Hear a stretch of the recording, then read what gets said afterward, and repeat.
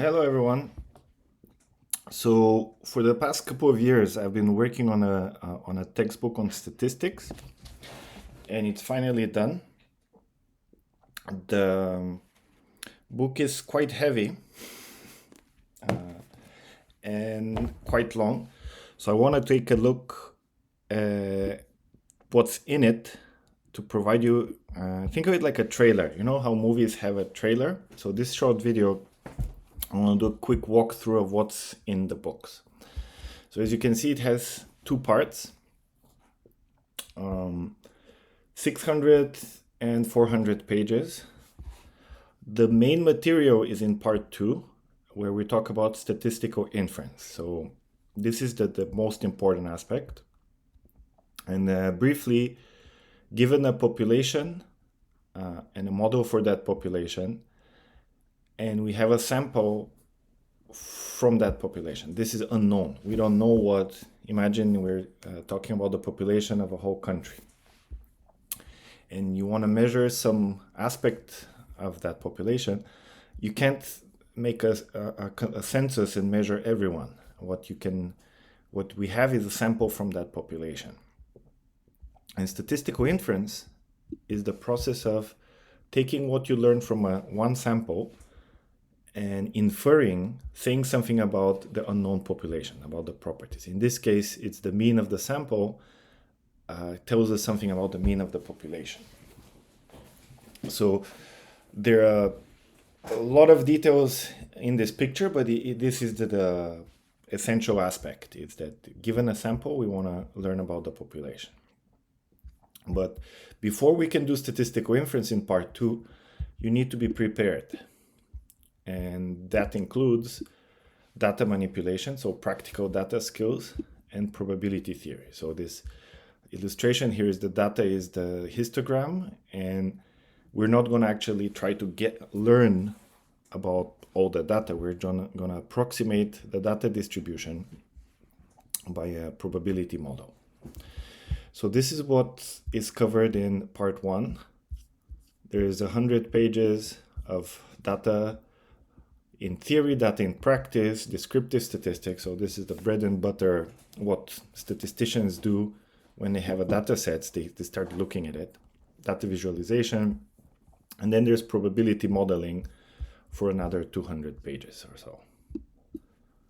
Okay, we don't have time to go too much into details, but this concept map is nice to look at, just so you get an idea of the things. Practical data collection, variables, how you prepare experiments versus observational studies. All of this is important foundations you need to know about data to understand statistics.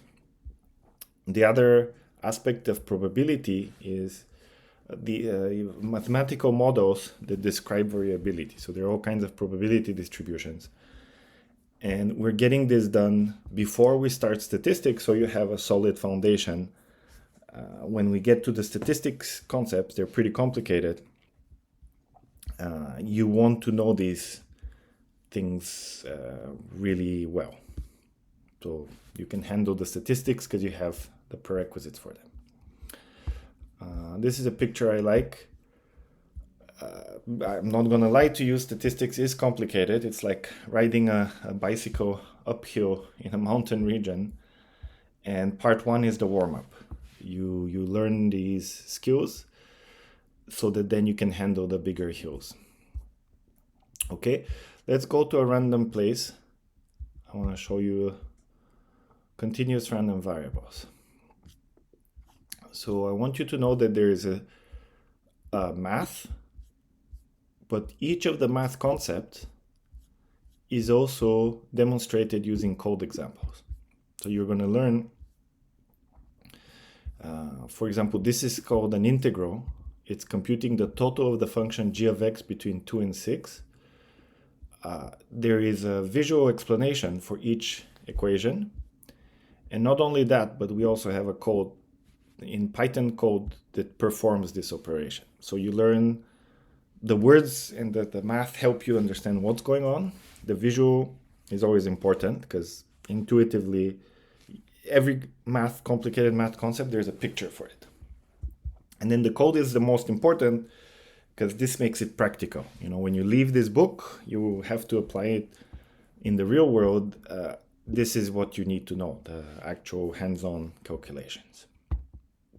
So this is so important for me that I prepared a whole many notebooks, computational notebooks. So if you look at the website, nobsstats.com, so for each section of the book, there's a computational notebook. If you click here, you will see all of them. And we were looking at 2.4. So let's look at the notebook for 2.4. So all the code examples from the book are here where you can try to the code on your own. So what you're looking at here is a passive version, but you can make it interactive. Even better,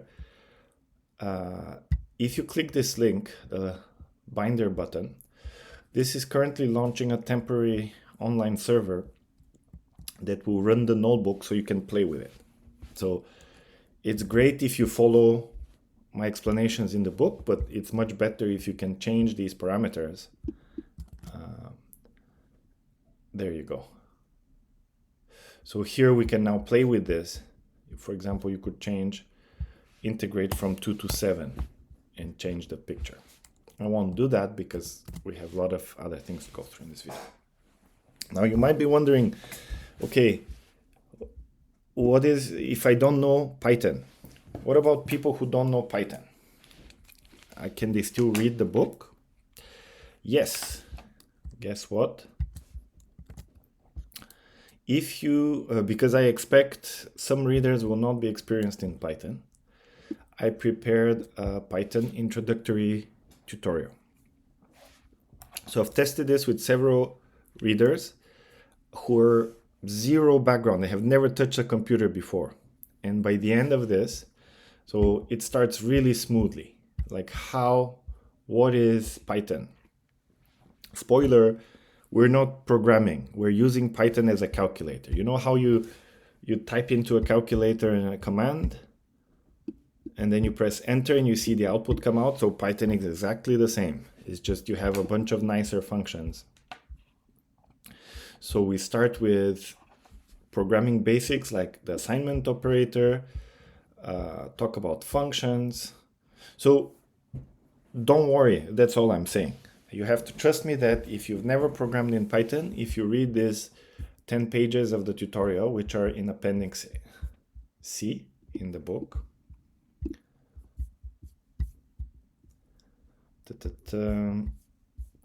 Okay, so Appendix C in the book will get you up to speed. That means by the end of this part 1 of the book, you've got data and probability. So you know Python and you know data and you know probability. So this is really, really good news because all of these things are essential to understand part 2. Okay? So part 2 is statistical inference. This is where the real stuff happens. And it has, let me go to the concept map. So normally, Stats 101, if you take a Stats 101 class, you're only going to see this aspect, which is hypothesis testing, confidence intervals, and how to compute estimates. So these are the classic topics that have been taught for hundreds of years. It's cool stuff, but there's also modern and different ways to look at this based on linear models. So this is also called linear regression. And I'm showing you the basics that you need to know if you're taking a stats class, but this would be like Stats 102, so the next statistics class. Rather than say, hey, you should learn this in the future, I'm including it because it's probably the most useful and important concept. This is also useful, but yeah, so linear models and classical statistics are the standard material. There's also this other school of thought called Bayesian statistics. And there's this debate, should you be teaching statistics like this or like this? And there's a lot of strong opinions in statistics. Me, I'm an outsider. As a physicist, I come in.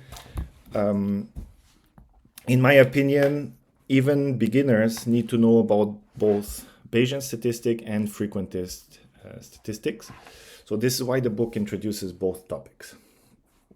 What is cool, by learning different perspective on statistical tasks, we get to see the same concept. So estimation is producing these estimates. If you remember the picture, so you have a number here. This is an estimate computed from a sample, and it tells us something about the population parameter, mu. So how does the mean of the sample, what can it tell us about the mean of the population? So this is an estimate, and that's the first task, computing estimates.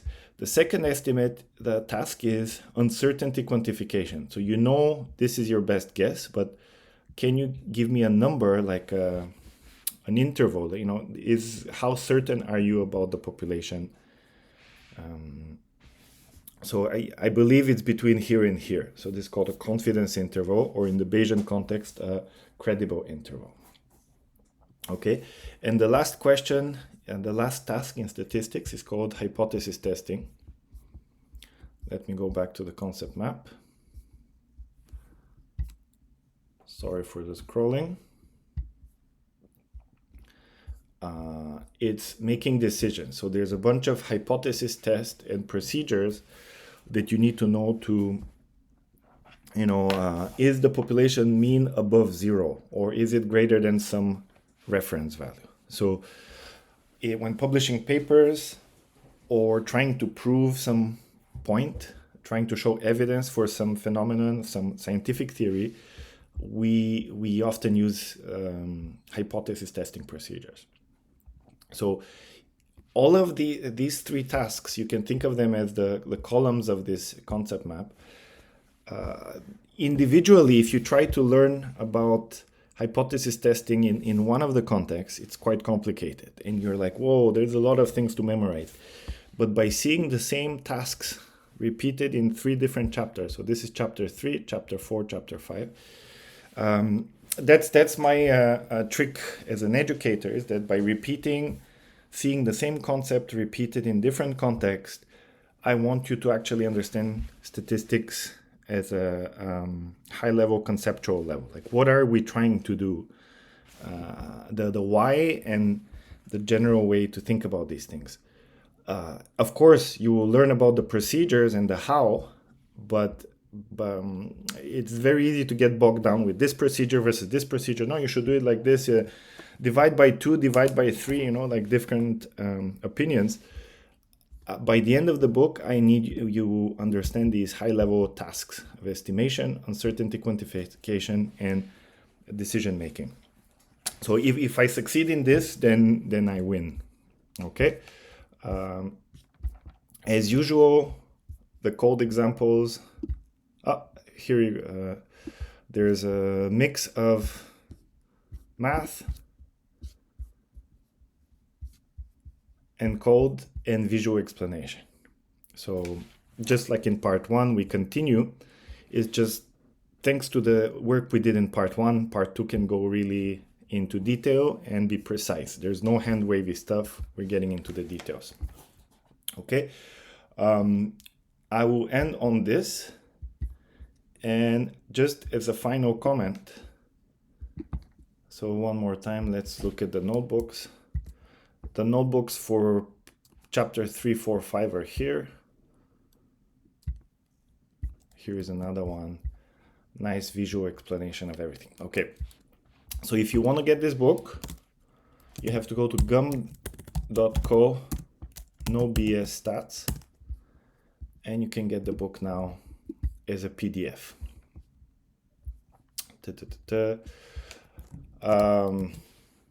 Yes, statistics is complicated.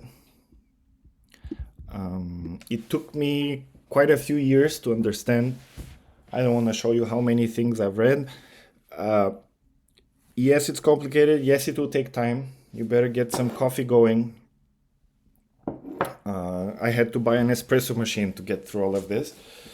But it makes a lot of sense, and it's really important stuff. Data, variability, noise is everywhere. If you want to make sense of this stuff, you need to know statistics. And I hope this book will provide you with the right toolbox. All right? Peace out.